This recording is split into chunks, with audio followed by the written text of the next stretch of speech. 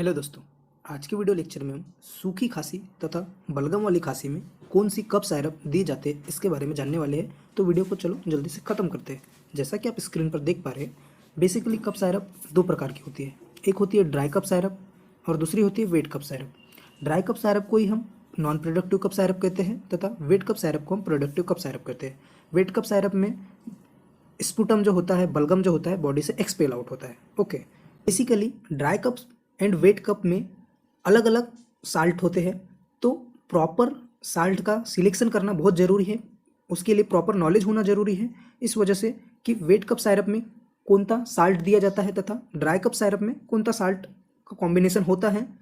यदि हम किसी पेशेंट को सूखी खांसी है और हमने उन्हें वेट कप साइरप दे दिया तो उन्हें कोई प्रॉफिट नहीं होगा, कोई उनका कफ रिलीफ नहीं होगा। इस वजह से हमें प्रॉपर साल्ट का नॉलेज होना जरूरी है। जैसे इसमें कुछ कंडीशंस है दोस्तों, जैसे कि फर्स्ट कंडीशन है, यदि किसी पेशेंट को सिर्फ और सिर्फ सूखी खांसी आती है, यदि किसी पेशेंट को सिर्फ और सिर्फ सूखी खांसी आती है तो उन्हें डेक्स्ट्रोमेथॉर्फेन यह साल्ट दिया जाता है। ओके, जैसे कि आप स्क्रीन पर देख पा रहे हैं, ये डेक्स्ट्रोमेथॉर्फेन है, बॉक्स पर ही लिखा है, यह ड्राई कप में यूज़ किया जाता है। ओके, देन ये पहली कंडीशन हो गई दोस्तों। सेकंड कंडीशन यह कहती है कि यदि किसी पेशेंट को ड्राई कप भी है और साथ में रनिंग नोज भी है, मीन्स सूखी खांसी तो है ही दोस्तों, लेकिन साथ ही उनकी नाक यदि बह रही है, तो उस कंडीशन में कौन सा कॉम्बिनेशन का कप साइरप दिया जाना चाहिए। तो उस कंडीशन में डेक्स्ट्रोमेथॉर्फेन प्लस क्लोरफेनेरामाइन इनका कॉम्बिनेशन दिया जाता है।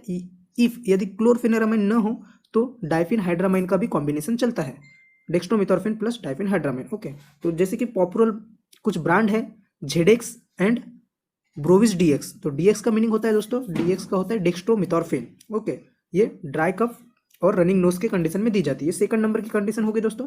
एंड थर्ड नंबर की कंडीशन ये है कि यदि किसी पेशेंट को सूखी खांसी भी है, साथ में नाक भी बह रही है और कंजेशन हो रहा है, मीन सांस लेने में तकलीफ हो रही है, उनके चेस्ट में स्पुटम जमा हो गया है, तो उस कंडीशन में डेक्स्ट्रोमेथॉर्फेन जो कि ड्राई कफ के लिए यूज किया जाता है, क्लोरफेनेरामाइन जो कि रनिंग नोज के लिए यूज किया जाता है, फिनाइलेफ्रिन जो कि कंजेशन के लिए यूज किया जाता है। ओके, इसका कुछ पॉपुलर ब्रांड है दोस्तों, Ascoril D plus, Trump D and Sudin D. तो डी फॉर होता है डेक्स्ट्रोमेथॉर्फेन, कभी कभी डीएक्स भी दिया जाता है। ओके, ये रनिंग नोज की कंडीशन यानी कंजेशन हो रहा है किसी पेशेंट को, तो उस कंडीशन में दिए जाने वाली साइरप से।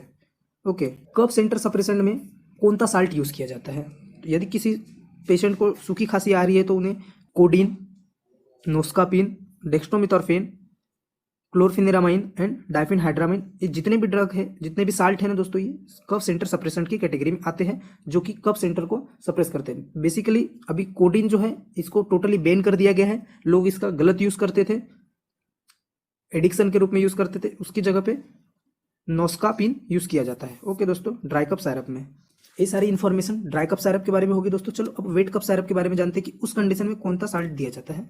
तो वेट कप साइरप को हम प्रोडक्टिव कप साइरप भी कहते हैं। इसमें सोडियम और potassium citrate, guaifenesin, ammonium chloride, bromhexine, ambroxol and potassium iodide, ये जितने भी साल्ट है ना दोस्तों, ये सब वेट कप साइरप में दिए जाते हैं। ये अकेले नहीं दिए जाते, ये कॉम्बिनेशन के साथ दिए जाते हैं ब्रोंकोडायलेटर, जैसे कि सॉल्ब्यूटामॉल, लियोसॉल्ब्यूटामॉल एंड टर्ब्यूटालिन। ओके, तो बेसिकली ये जो सोडियम पोटेशियम सिट्रेट है, ग्वाइफेनिजिन है, अमोनियम क्लोराइड एंड ब्रोमहेक्सिन है एंड पोटेशियम आयोडाइड है ना दोस्तों, ये सब सिक्रेशन इन्हांसर है, मीन्स स्पुटम के सिक्रेशन को इन्हांस कर देते हैं।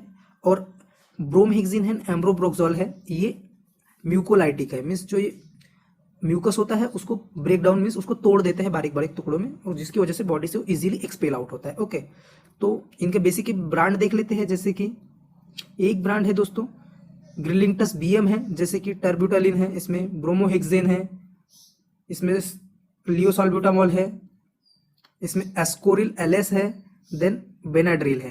ओके, ये बेसिकली ये कुछ ऐसे ब्रांड्स हैं दोस्तों। एंड कुछ और ब्रांड है जिनके बारे में देख लेते हैं, जैसे कि ग्रिलिंगटस है। ग्रिलिंगटस में कॉम्बिनेशन यूज करते हैं, डेक्स्ट्रोमेथॉर्फेन भी है, क्लोरफेनेरामाइन भी है, ग्वाइफेनिजिन भी है एंड अमोनियम क्लोराइड भी है, यानी मीन्स इसमें ड्राई प्लस वेट दोनों का कॉम्बिनेशन है दोस्तों, एक कॉम्बिनेशन है दोस्तों।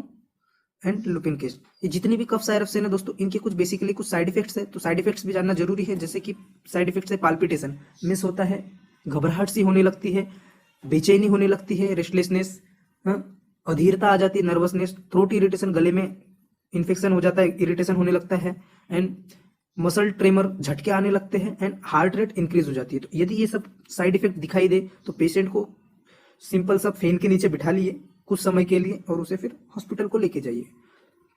और साल्ब्यूटामॉल, लियोसाल्ब्यूटामॉल एंड टर्ब्यूटलिन, अगर यदि यह ड्रग है तो उसका जो है डोज है उसको कम कर दीजिए।